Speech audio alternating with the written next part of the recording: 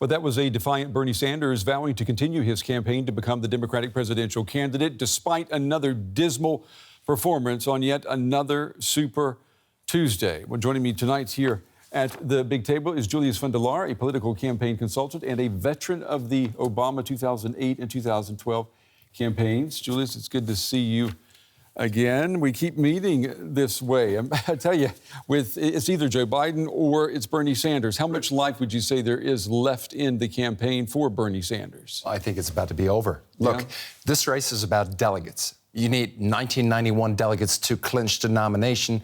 And Joe Biden has the lead. He's up 150 delegates, so I think everything speaks in his favor, especially the schedule moving forward, where states like Florida are coming up, where Joe Biden is expected to perform very well. Not just the states, but also the demographics in those states are absolutely in his favor. I mean, I guess that Bernie Sanders would have to win every primary now in order mathematically to beat Biden in terms of delegates. That is absolutely true. Okay.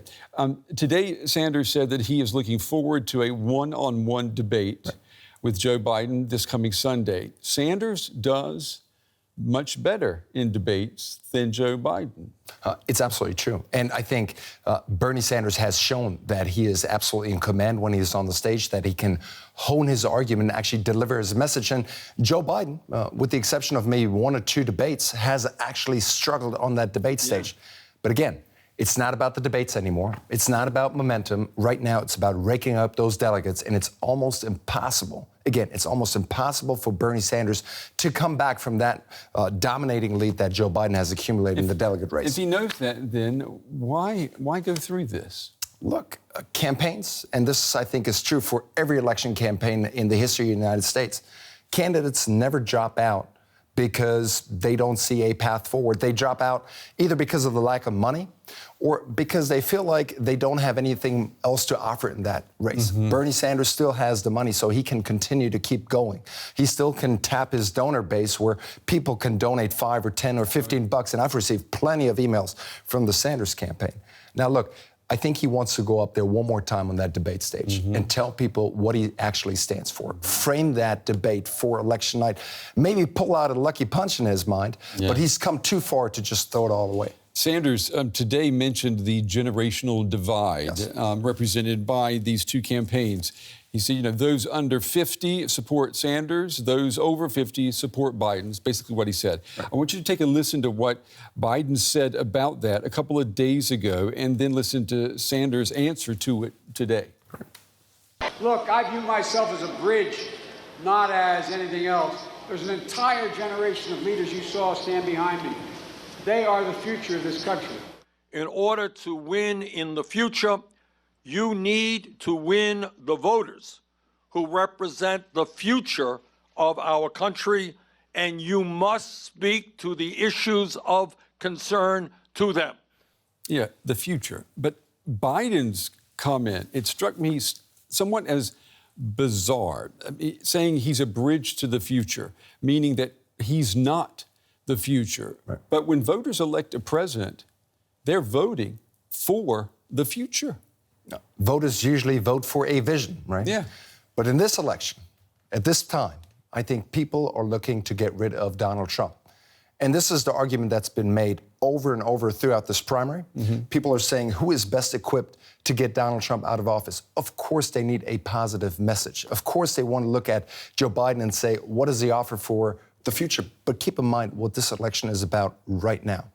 You mentioned in the opening segment the coronavirus. You mentioned the stock market that has plunged 20 points since, the recovery of the... It's a bear market officially today. Absolutely a bear market. So we're in a crisis, and we're about to move on to potentially a full crisis. And I think there's one exit poll that was taken on Tuesday night.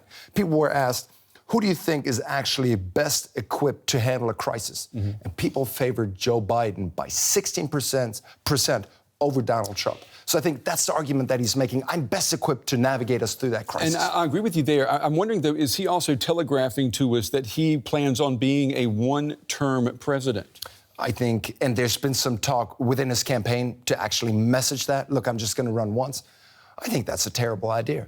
Nobody wants to see a president who doesn't actually want it. I think Joe Biden needs to be up there. He needs to be healthy. He needs to be full of energy, which he can be.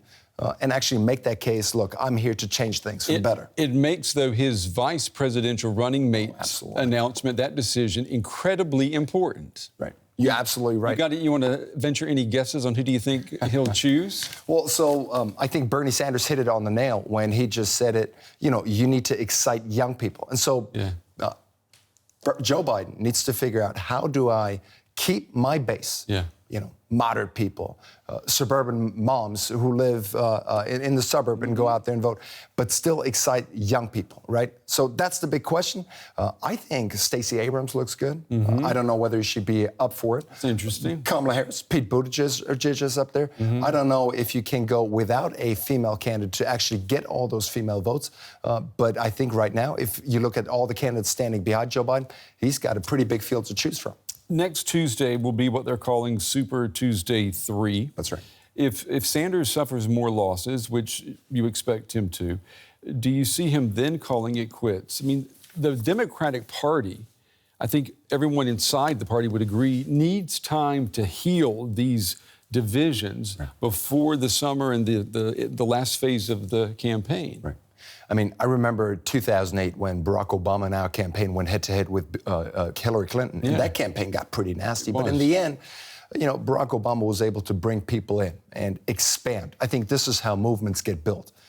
You need to add, not just to divide. And I think this is what, Joe Biden has to do. And if Bernie Sanders is actually real about what he has been saying, that his number one priority is to actually defeat Donald Trump, I think he needs to message that to his supporters as well, that they need to bring it in and actually support the nominee, whoever that might be, even if it's not Bernie Sanders, who they have all been rooting for. Yeah. And as it looks right now, it probably will not be Bernie Sanders. I think that's true. Julius von der Laar, as always, Julius, we appreciate your insights. Valuable stuff. Thank you. Thanks for having me, Brent.